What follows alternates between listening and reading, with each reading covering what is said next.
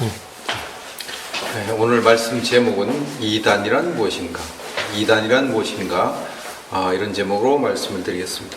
본문 말씀 디도서 3장 10절 말씀 한 절을 보겠습니다. 디도서 3장 10절 다 같이 읽습니다. 이단에 속한 사람을 한두 번 범죄한 후에 멀리하라. 이단은 교회에 가장 큰 해를 끼치는 악한 사상입니다. 그래서 이단 자들이 교회에 침투하는 것을 막기 위해서 각 교회에서 매우 신경을 많이 쓰고 있습니다. 성도가 이단 사상에 물들면 폐가 망신을 하게 되고, 또 그런 이단 사상에 물든 교회들이 성도들이 많으면 교회가 큰 혼란에 빠지게 되기 때문에 목회자들은 특히 이단이 교회에 침투하는 것을 방지하기 위해서 애를 쓰고 있습니다. 이런 이단을 경계하는 것은 매우 바람직한 일이고 또 그렇게 해야 되는 것입니다. 그런데 교회에 이단이 침투하는 것도 문제이지만 또 이단 사상을 경계하는 것도 필요하지만 교회가 이단을 용납하는 것도 또 문제지만, 그러나 아무나 이단자로 매도하는 것 역시 문제가 아닐 수 없습니다. 근래에 소위 들어서 이단 감별사라고 하는 사람들이 있습니다. 이런 사람들을 일컬어서 어떤 사람들은 이단 사냥꾼이라고 이름을 붙이기도 합니다. 이단을 아주 그냥 전문적으로 잡아내는 일을 하는 사람들이 있습니다.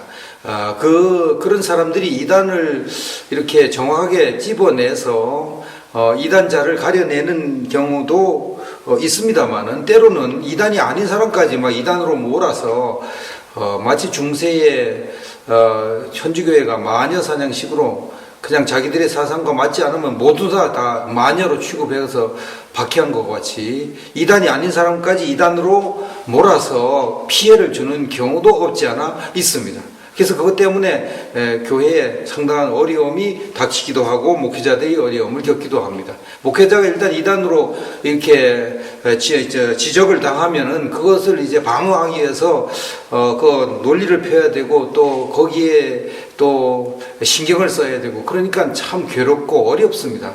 그래서 무시하면 그냥 이단 사냥꾼들이 계속해서 물고 늘어지기 때문에 어떤 경우에는 거기에 대해서 피해를 보기도 하고, 어떤 경우에는 가서 사정을 하기도 하고, 별별 일이 다 일어나고 있습니다.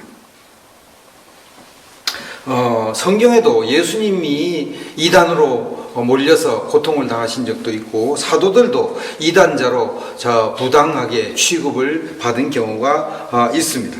그러므로 어떤 사람이나 어떤 단체를 이단으로 규정하는 것을 매우 신중하게 해야 됩니다. 그러면 어떻게 이단을 판별할 수 있을까요? 어떻게 해야 이단을 정확하게 판단할 수 있을까요? 이거 대단히 중요합니다. 정확하게 이단을 구별해서 이단을 정죄하는 것이 매우 필요합니다. 어떤 물건을 정확하게 재려면은 정확한 그 평가 기준이 있어야 되는 거죠. 똑같은 물건도 평가하는 기준이 다르면은 다른 평가가 나오니까요. 예를 들어서 어떤 물건을 잰다고 할 때에 그 물건을 재는 정확한 자가 있어야 됩니다. 이 정확한 자를 가지고 잴 때 이 물건이 뭐 길다 자르다 이렇게 되는 것이지, 잣대를 자기 마음대로 열고 이 물건이 자르다 이렇게 짧다 이렇게 얘기하면 자기 잣대가 긴데 그 물건이 짧을 수밖에 없지 않겠습니까? 그래서 이제 정확한 잣대, 규격 잣대를 사용하게 됩니다. 이제 물건을 어디가 담는 것도 마찬가지. 이 물건이 많다 적다 하는데 정확한 도량형이 있지 않습니까? 그래서 정확한 정확한 말, 여기에 담을 때에 되는 것이죠. 물건을 달 때도 정확한 키로수, 여기에 따라서 이제 평가가 되는 것이죠. 그래서 성경 말씀에 거짓된 저울추를 가지고 다니는 건 다 죄라고 악하게 취급하지 않습니까? 이 잣대가 잘못됐다, 측정 기준이 잘못됐다 하는 것이 아니겠습니까? 교회가 이단을 판별하는 것도 마찬가지입니다. 어떤 개인이 이단을 판별하는 것도 마찬가지입니다. 정확한 기준에 의해서 이단을 판별해야 정확하게 이단을 판별할 수 있지, 그냥 자기 나름대로의 잣대, 자기 나름대로의 뒷박을 가지고 이단을 판별하면 자연히 이제 이단이 아닌 사람도 이단으로 몰아서 피해를 입히는 일을 하게 되는 것입니다. 제가 이제 소속했던 교단의 헌법을 보면은 그 이단을 이제 이렇게 판별하라 했습니다. 이단에 속한 자, 성경의 근본적 교리에 유예되는 주장을 하면서 계속 고집하고 회개하지 않음을 이단이라고 한다. 즉 성경과는 물론이고 신론, 인간론, 그리스도론, 구원론, 교회론, 종말론 중 그 어느 하나에 있어서도 그 주장이 본질상으로 성경과 위배될 경우 그 주장 자체에 한해서 이단이다, 이렇게 규정을 했습니다. 이단이 무엇이냐? 성경의 근본적 교리에 위배되는 주장이 이단이다, 이렇게 했습니다. 본질상 성경과 위배될 경우가 이단이라, 이렇게 주장을 했습니다. 그 주장만 이단이라는 거죠. 다른 주장은 본질상 성경과 위배되지 않으면 다른 주장은 이단이 아니고, 본질상 성경과 위배되는 주장을 할 때에 이제 그것이 이단이 된다, 이랬습니다. 성경적 근본, 성경의 근본적 교리에 위배되는 주장, 대단히 중요한 정의입니다. 이것은 마치 세상에서 표준 잣대를 가지고 재서 틀리면 그것이 잘못됐다고 평가하는 것 똑같은 것입니다. 자, 그런데 이단이라는 말 자체도 좀 이렇게 우리가 번역을 좀 잘못한 것이 아닌가 하는 생각을 듭니다. 이단이라는 말은 다른 일자 끝 단자를 댄데 끝이 다르다. 몸통은 같은데 끝이 다르다. 이렇게 해서 이단이라고 그랬습니다. 사실 그게 아닙니다. 이단은 끝이 다른 것이 아니라 몸통이 다른 것을 말합니다. 몸통이 다른 것. 끝은 같은데 몸통 자체가 다르다는 것이죠. 성경의 근본적 교리가 다르다는 것이죠. 꼬리, 지엽적인 교리는 같은데 근본적인 교리, 뿌리가 다르고 기둥이 다르다는 것이죠. 그것이 이단이라는 것이죠. 그래서 이단이라는 말과 성경 그 표준 교리를 위반한 것이 이단의 정의가 좀 안 맞습니다. 그래서 이단이라고 하지 말고 이제 이체라고 하든가, 다를 이 몸체자를 써가지고 몸이 다르다, 이렇게 말하든가 하는 것이 정확하지 않나, 이런 생각을 하게 됩니다. 어떻든 제가 소속했던 교단의 헌법은 개혁주의 교리에 어긋나는 주장을 이단이라고 한다, 이렇게 말하지 않았습니다. 또는 웨스트민스터 신앙 고백에 위배되는 주장을 이단이라고 한다, 이렇게 말하지 않았습니다. 성경의 근본적 교리에 위배되는 주장을 이단이라고 한다, 이렇게 이야기했고, 이렇게 정의를 내렸습니다. 그 이유는 세계 교회의 표준 교리에 의하여 이단을 판별하는 것이 맞기 때문에 그렇게 헌법에다 명시한 것입니다. 또는 그렇게 해야만 엉뚱한 사람을 이단으로 정죄하는 잘못을 저지르지 않기 때문에 정확하게 이단에 관한 규정을 한 것입니다. 위대한 종교개혁자 존 칼빈 목사님은 그분의 명적 기독교 강요에서 아무나 이단으로 정죄하는 우를 범하지 않아야 될 것을 다음과 같이 충고했습니다. 우리는 모든 면에서 의견이 일치해야 한다. 그러나 사람은 모두 무지로 인해서 마음이 다소 어두워졌으므로 신앙생활의 본질에 손상이 없고 구원도 상실하지 않을 문제들에 있어서는 그릇된 생각을 용서해야 한다, 그랬습니다. 그렇습니다. 신앙생활의 본질에 손상이 없는 사상, 다시 말해서 세계교회의 표준교리에 위배되지 않는 사상은 용납해야 되는 것입니다. 왜냐하면 너도 그런 잘못을 범하고 나도 그런 잘못을 범할 수가 있으니까 신앙생활의 본질, 성경의 근본적인 교리에 위배되지 않는 사상은 용납해야 된다는 사실입니다. 이단에 관한 디럭스 바이블 성경사전의 정의를 보겠습니다. 그 정의는 다음과 같습니다. 이단, 신약 성서에 의하면 예수에 대한 다른 설을 제창하는 분파, 배척되어야 할 이설, 고집하여 불리한 무리 등이 이단으로 되어 있다. 또는 기본적인 교리상의 잘못을 공공연하게 채용하는 일이 이단이다. 여기도 그렇게 정확히 해석했죠. 기본적인 교리상의 잘못을 공공연하게 채용하는 것이 이단이라고 말했어요. 근본 교리가 잘못되면 이단이라 하는 것입니다. 지엽적인 교리가 잘못된 것은 이단이 아니라 하는 사실입니다. 제가 소속했던 교단의 헌법과 성경사전의 이단 정의에 의하면 이단이라고 하는 것은 근본적 성경의 교리, 기독교의 근본적인 교리를 위반한 것이 이단이 되겠습니다. 그러므로 성경의 근본적 교리에서 벗어나지 않는 사람을 이단으로 정죄하는 일이 없어야 되겠습니다. 성경적 근본적인 교리에서 벗어나면 누구든지 이단으로 정죄해야 마땅한 것입니다.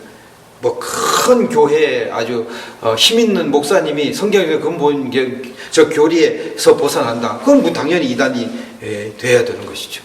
또는 아주 작은 교회의 목회자가 성경의 지역적 교리를 벗어난 주장을 한다. 그건 당연히 이단이 아닌 것이죠. 근데 오늘날 이렇게 간혹 보면은 큰 교회의 목사님이 주장하면 그냥 넘어가고, 근본적 교리가 아니고 지역적 교리를 좀 잘못하는 주장을 하면 큰 교회 목사님이 주장하면 그냥 넘어갑니다. 근데 작은 교회 목사님이 만약 그런 지역적인 교리를 잘못 주장했다, 이렇게 자기 교단 교리가 이렇게 안 맞는 주장했다, 그러면 막 이단으로 모는 이런 일들이 일어납니다. 이런 일들은 참 지양해야 되지 않나 이런 생각을 합니다. 지역적 교리는 각 교단마다 다르기 때문에 만일 자기 교단의 지역적 교리와 다른 교리들을 이단으로 단죄하게 되면 각 교단이 서로 다른 교단을 전부 다 이단으로 단죄하는 우를 범할 수밖에 없습니다. 예를 들어 저는 이제 장로교회니까 장로교회가 장로교회와 다 지역적으로 다른 교리를 주장하는 감리교회나 성결교회를 이단으로 주장하게 되면, 그럼 성결교회나 감리교회도 장로교회를 또 이단으로 이렇게 정죄하지 않겠습니까? 자기들이 이단으로 정죄하고 가만히 있겠냐 이 말이에요. 장로교회는 이제 칼빈주의 교리를 믿습니다. 감리교회나 성결교회는 알미니안주의 교리를 믿습니다. 그것은 성경의 근본적 교리가 아니고 지역적 교리니까 그냥 그렇게 믿을 수가 있다는 것이죠. 그런데 그런 걸 가지고 서로 당신은 칼빈주의 교리를 안 믿으니까 이단이요, 당신은 알미니주의 교리를 안 믿으니까 이단이요, 이렇게 말하면 되겠느냐, 이런 말씀이 되겠습니다. 그래서 세계교회가 공통적으로 성경의 근본적 교리, 기독교의 기본적 교리, 표준 교리를 기준으로 이단을 판별하는 것이고, 논쟁 중에 있는 지역적 교리를 근거로 이단을 판별하지 않는 것입니다. 세계교회가 보편적으로 인정하는 성경의 근본적 교리가 무엇입니까? 우리가 잘 알고 잘 믿는, 모든 교회가 다 공통적으로 믿는 것입니다. 성경이 하나님 말씀입니다. 하나님이 삼위일체로 계신 것, 전능하신 하나님이 천지를 창조하신 것, 성육신한 예수 그리스도는 신성과 인성을 가지신 것, 예수님이 동정녀에서 탄생하신 것, 예수님이 고난받으신 것, 예수님이 십자가에 달려 죽으신 것, 예수님이 장사되신 것, 부활하신 것, 승천하신 것, 예수님께서 눈으로 볼 수 있게 가견적으로 재림하시는 것, 예수님의 재림 날짜를 모르는 것, 예수님을 믿어야 영의 구원을 받는 것, 천국과 지옥이 실제로 있는 것, 성령님이 인격적으로 계신 것, 최후 심판이 있는 것, 우리 파에만 구원이 있다고 주장하지 않는 것, 이런 것들이 성경의 근본적인 교리입니다.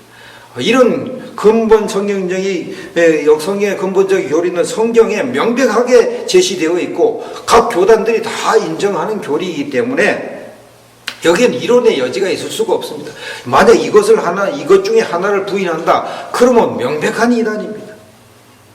초대교회 때 이단 중에 예수 그리스도의 인성을 인정하지 않는 영지주의가 있었습니다. 그 영지주의자들이 왜 이단이냐? 예수님이 실제적인 육신을 입고 오지 않았다고 주장했기 때문에 그들이 이단이 된 것입니다. 어떤 사람들은 예수님의 부활을 안 믿지 않습니까? 예수님의 부활을 안 믿는 것은 명백한 이단이죠. 성경의 근본 교리니까. 예수님 부활한 것은 근본적인 교리지 않습니까? 예수님 부활이 없다면 우리가 전파하는 것도 헛것이고 예수를 믿는 것 헛것이고 우리가 고생하는 것 다 헛것이라고 고린도전서 15장에 바울 사도가 말씀했지 않습니까? 이 근본적인 교리를 안 믿으면 말이 되겠습니까? 오늘날 많은 사람들이 성경의 근본적 교리를 믿지 않습니다. 예수님 부활을 안 믿습니다. 예수님의 부활을 의심합니다. 그런데도 이상하게도 그런 사람들은 또 이단으로 정죄하지 않고 그냥 자유주의 신학자니 뭐 이런 식으로 합니다. 그런 사람이 사실 이단인데, 그런 사람들을 이단이라고 하지 않습니다. 너무나 이상합니다. 그런 사람이 사실 이단입니다. 그런데 뭐 알미니안주의 구원론을 믿으니까 이단이다, 뭐 그런 식으로 얘기합니다. 왜 알미니안주의 구원론을 믿는 사람이 이단이고 성경의 부활을 안 믿는 사람은 이단이 아닙니까? 알미니안주의 구원론을 믿는 사람은 이단이 아니고 칼빈주의 구원론을 믿는 사람은 이단이 아니고 성경의 부활을 믿지 않는 것, 그게 이단인 것이죠. 그 사람 자유주의자가 아니라 이단입니다.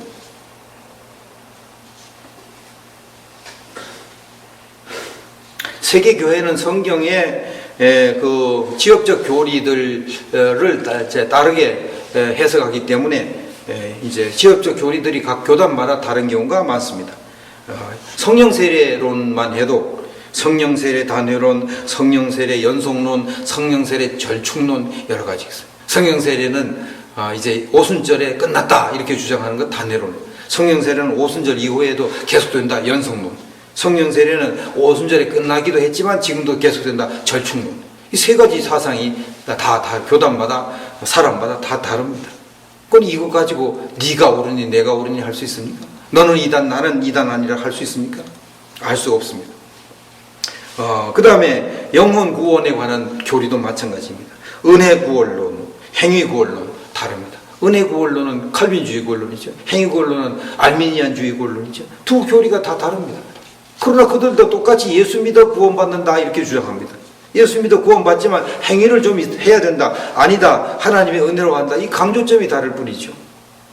근본적인 교리는 같습니다. 예수님을 믿어야 구원받는다. 예수님이 우리 죄를 위해서 죽으셨다. 예수님이 우리 죄를 위해서 부활하셨다. 이거 다 믿습니다. 근본적인 교리는 다 같아요. 그러니까 이런 교리는 어떤 것을 주장해도 이단이 아닌 것입니다. 천년왕국설도 마찬가지입니다. 전천년설, 후천년설, 무천년설. 예수님이 천년왕국 이전에 재림하신다. 전천년설. 예수님이 천년왕국 이후에 재림하신다. 후천년설. 천년왕국 자체가 없다. 무천년설. 이것도 성경의 근본적 교리가 아니니까 어떤 것을 주장해도 이단이 아닌 것입니다. 그렇기 때문에 이런 그 지역적인 교리가 다른 것을 주장하는 것을 이단이라고 하면 안 된다는 사실, 이것을 이제 우리가 명심해야 됩니다. 우리 개혁주의자들은 알미니안주의 교리를 믿는 사람들을 이단으로 정죄하지 않는 것이 옳고, 알미니안주의 교리를 믿는 사람들은 우리 개혁주의 칼빈주의 5대 교리를 믿는 사람을 이단으로 정죄하지 않는 것이 옳습니다. 마찬가지로 이제 우리 보통 이제 장로교회에는 성령세례 단회론을 믿습니다. 성령세례는 오순절에 끝났다. 그 이후에는 성령 충만을 받아야 된다. 이렇게 주장하는데, 오순절 교회에서는 성령세례는 그 이후에도, 오순절 이후에도 계속 있다. 이렇게 주장하는 거죠. 그리고 오순절 교회를 이단으로 주장합니까? 안 하죠. 처음에 오순절 교회가 그런 주장할 때 이단이라고 한참 동안 그렇게 했는데, 지금 와서는 그렇게 하는 사람은 다 좀 무식한 사람 취급받지 않습니까? 오순절 교회가 어떻게 이단입니까? 이단이 아니죠. 성경 해석, 지역적인 교리가 좀 다를 뿐이죠. 또 오순절 교회들이 우리를 보고 뭐 이단이라고 그럽니까? 이단이라고 안 하죠.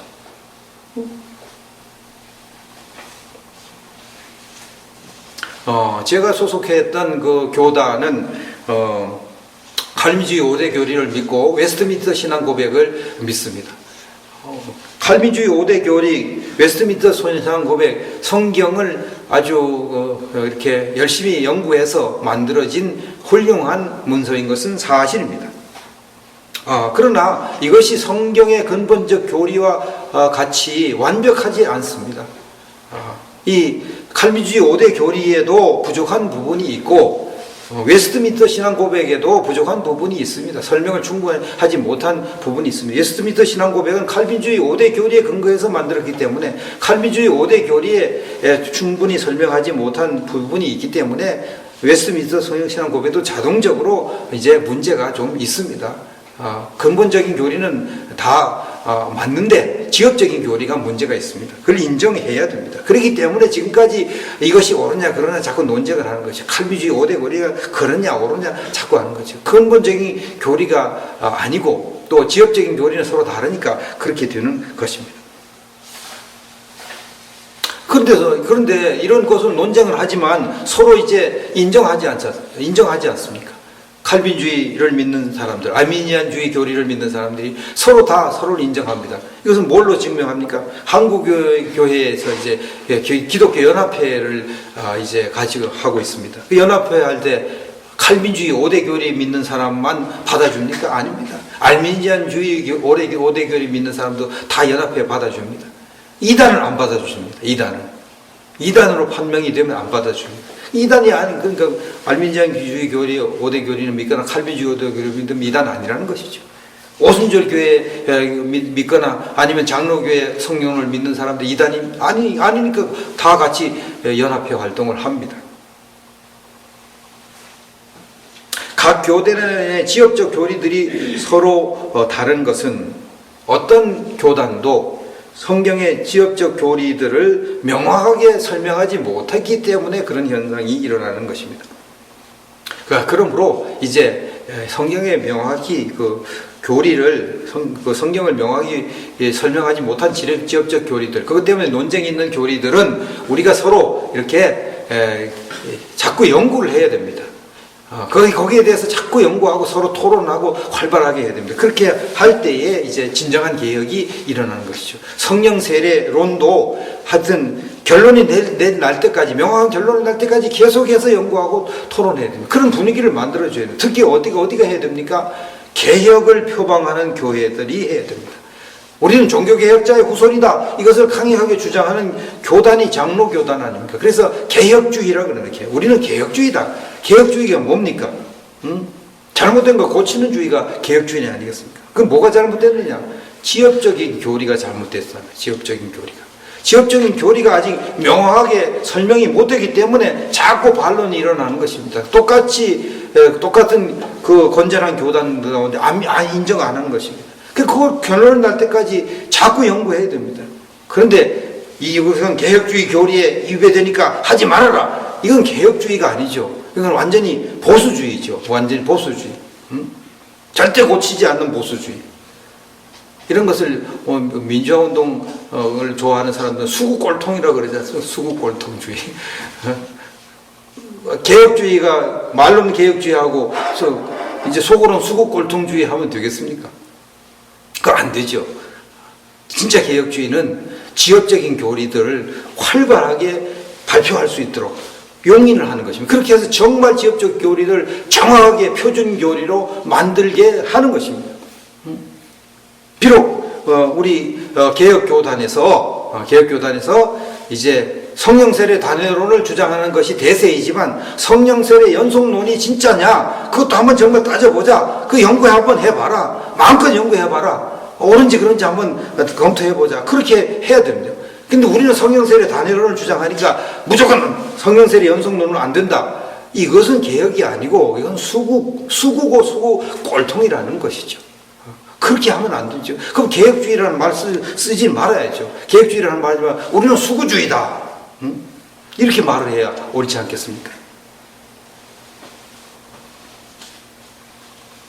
만일 교단의 신학으로 이단을 판별하는 것이 옳다면 천주교회가 그들의 신학으로 우리 개혁교회를 전부 이단으로 이렇게 규정해도 할 말이 없게 되는 것이죠.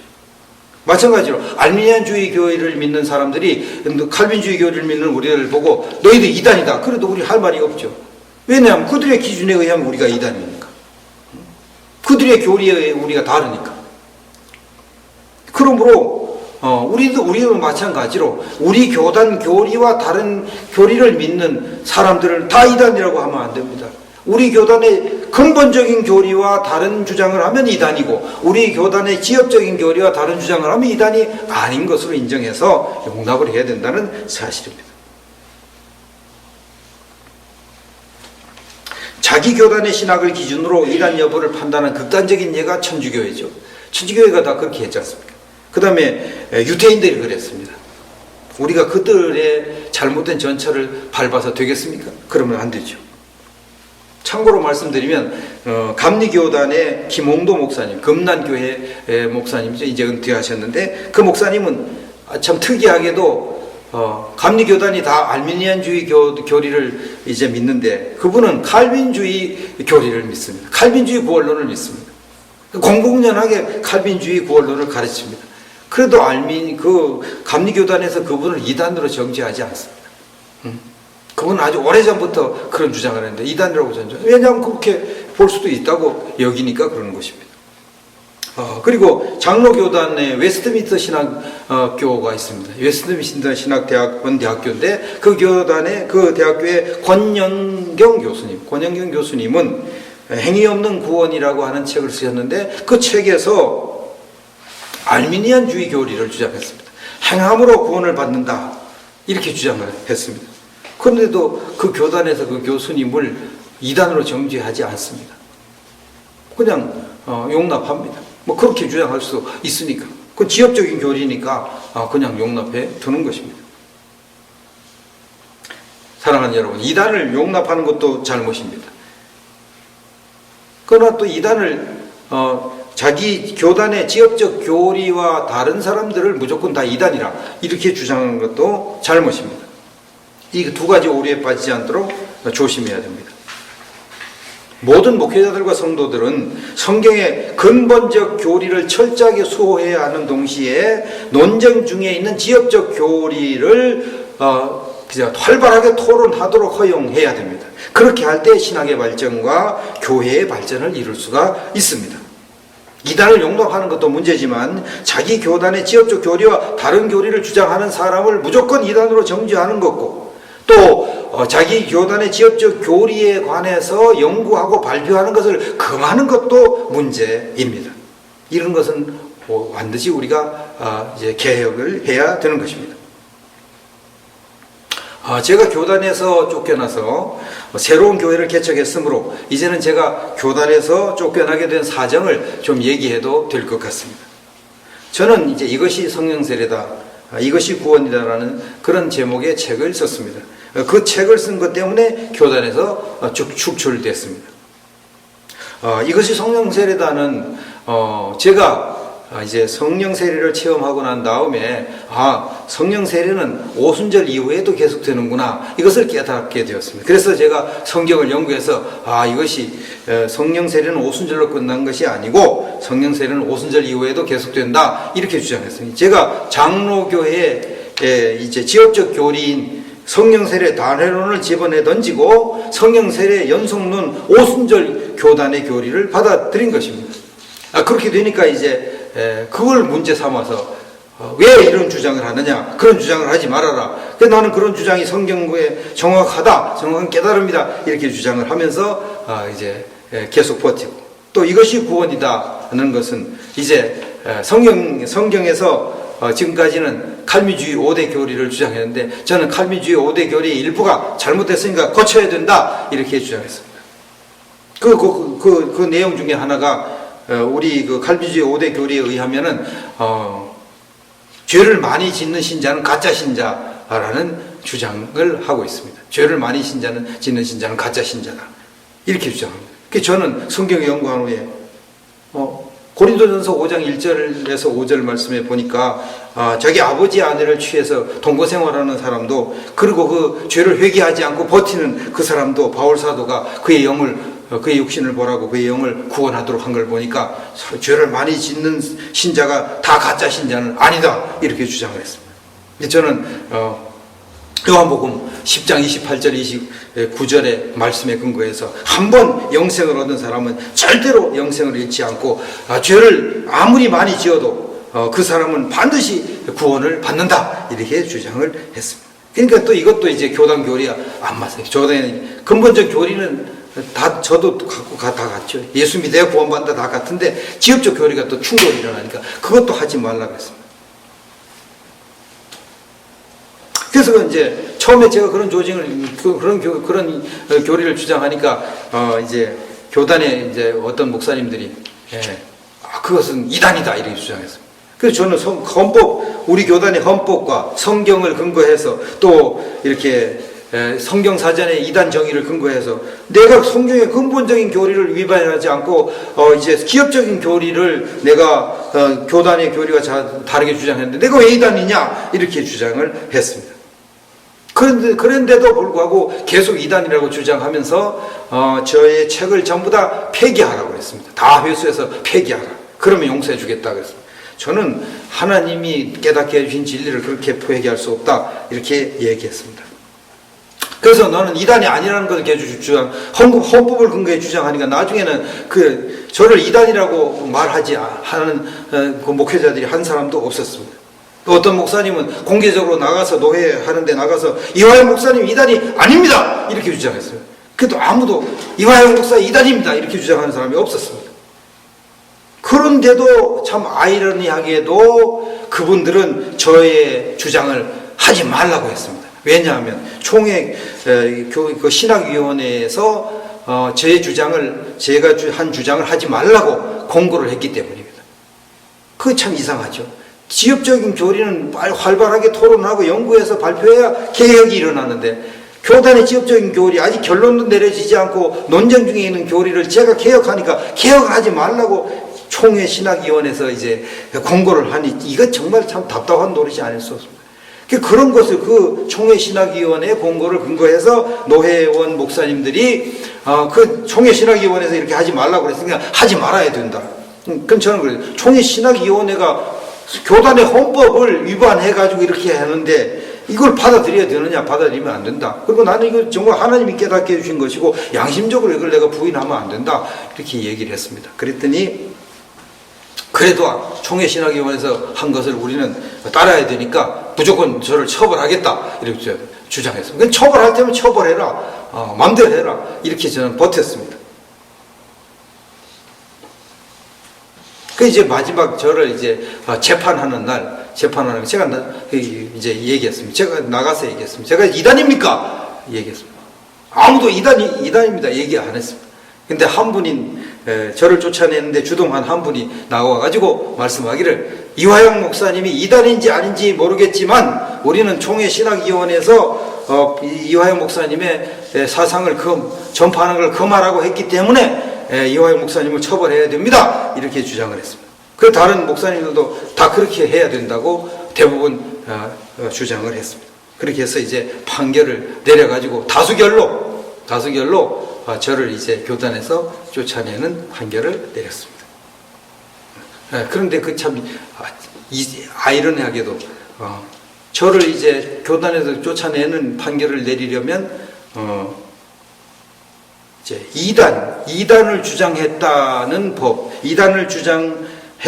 법을 이단에 관한 것을 위반했다는 법을 제가 이제 이단 규정을 어겼다. 이것을 이제 법을 걸어야만 저를 쫓아내니까 할 수 없이 이제 그 법을 걸어서 저를 이제 이단으로 몰아서 쫓아냈습니다.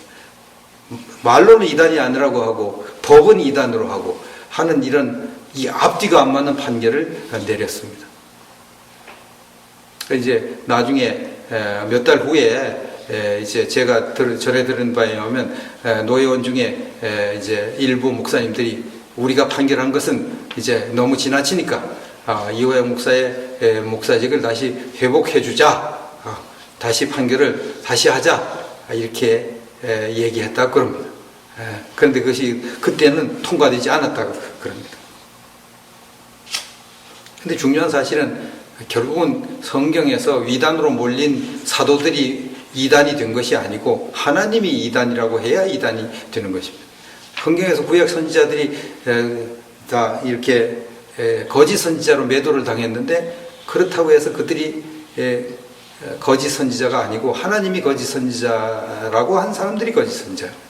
사람들이 아무리 거짓 선지자라고 해도 하나님이 참 선지자라고 하면 참 선지자예요. 하나님이 삼사도라고 하면 삼사도입니다. 하나님이 목사라고 하면 목사인 것입니다. 무슨 목사를 그냥 교단에 다수결로 이렇게 하는 것이 아니지 않습니까?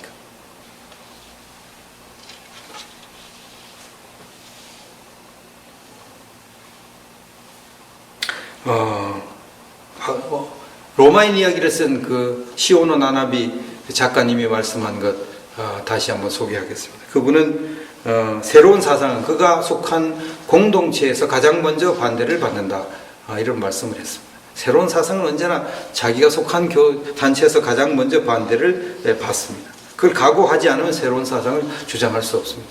개혁이라고 하는 것, 가장 먼저 그 사람이 속한 단체에서 반대를 받습니다. 루터가 개혁할 때 가장 먼저 반대한 사람들이 천주교인들, 천주교가 가장 먼저 반대했습니다. 그걸 각오하지 않으면 개혁을 할 수가 없는 것입니다. 저도 마찬가지죠. 저도 제가 개혁을 하기 위해서는 제가 반대를 받을 수밖에 없고 반대를 받는 것이 당연합니다. 그래서 그것을 각오했기 때문에 여기까지 오게 된 것입니다. 언젠가는 저를 쫓아낸 목사님들도 제가 깨달은 진리가 바르다는 것을 알게 될 것입니다. 제가 인터넷에 1년 전부터 제가 깨달은 진리를 이렇게 소개하고 있습니다. 그런데 이제 거기에 대해서 제가 만약 이단을 주장했다면 인터넷이 어떤 곳입니까? 그냥 단 며칠 만에 박살 납니다. 이단을 주장했다면 제가 살아남을 수가 없습니다. 근데 아무도 저를 이단이라고 하지 않고 오히려 제 주장을 참 성경적으로 바르게 주장했다고 이렇게 하는 분들이 많이 있습니다. 저는 그런 개인적으로 메일도 많이 받고 격려도 많이 받고 했습니다. 그런데 그런 분들이 공개적으로 저를 이렇게 못하는 것을 제가 이해합니다. 왜냐하면 제 편을 잘못 들었다가는 또 무슨 봉변을 당할지 모르니까 심정적으로는 이화영 목사님이 정말 바르게 깨달았다 이렇게 여기지만 그걸 공개적으로 말을 못하는 것입니다. 너무나 피곤하니까. 그런 피곤한 일을 누가 그렇게 남을 위해서 쉽게 할 수가 있겠습니까? 그러나 다른 사람이 알아주든 안 알아주든 하나님께서는 저를 알아주시고 제가 주장한 것이 이제 바르다는 것이 이제 날이 갈수록 증명되고 있기 때문에 저는 후회하지 않고 소망을 가지고 이제 살아가고 또 그때 이제 제가 완전히 이제 제가 깨달은 교리가 바른 것이 인정될 때까지는 제가 고통을 감수하는 수밖에 없고 주님이 나에게 주신 십자가로 여기고 이제 이 십자가를 지고 갈 생각을 하고 있습니다. 이단에 속한 것 우리가 잘 분별해야 될 줄로 믿습니다.